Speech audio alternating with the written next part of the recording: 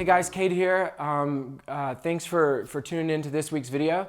In this week's video, I'm going to talk about having meetings with a purpose. Look, it doesn't matter what kind of work you're in, what kind of business you own, meetings are unavoidable. And that's not a bad thing. Meetings are critical. They're important to stay connected to the team, to be productive, to move things forward. But at the end of the day, it also can be an absolute drain on time and morale.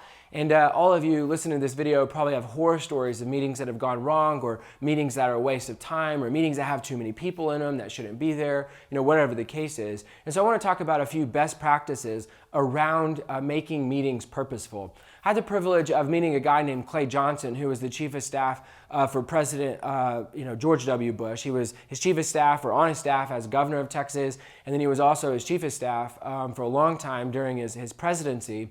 And it's a long story, but I had a chance to get to know him a little bit. And he was actually writing a book at the time on management and what he learned, kind of observing, the highest echelon of leadership. And one time we got to talking about meetings, and something so some of these thoughts and things that I'm going to share came directly from him. And the reason I think that's cool is because, could you imagine being the president of the United States and how many people and how many meetings you're having? And so for Clay Johnson to share some of these insights are cool, because if they work for the most powerful person in the universe, they'll probably work for you and your business as well. So here are a few thoughts.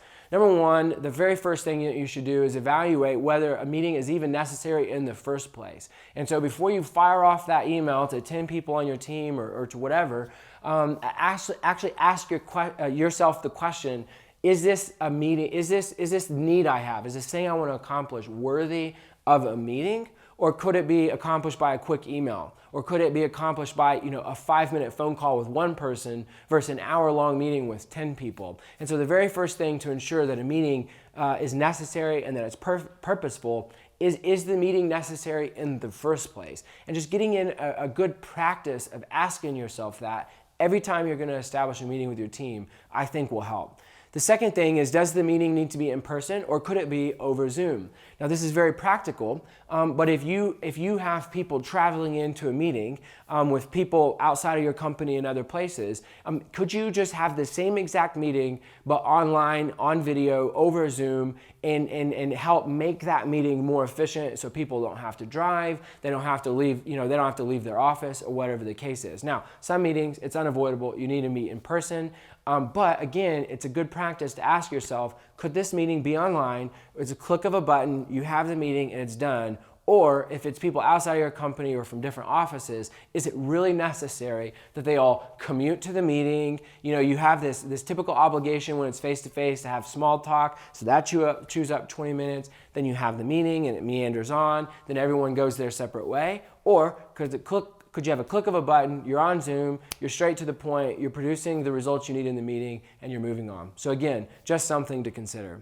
The third thing, and this starts to get really practical, is having a written agenda that is distributed before the meeting. So a couple of things that you have to have on the agenda. Number one is define success ahead of time. And this gives whoever you're including in the meeting a very clear vision from the get-go on, this is why we're meeting and this is what success looks like. This is what we're going to accomplish. So define success.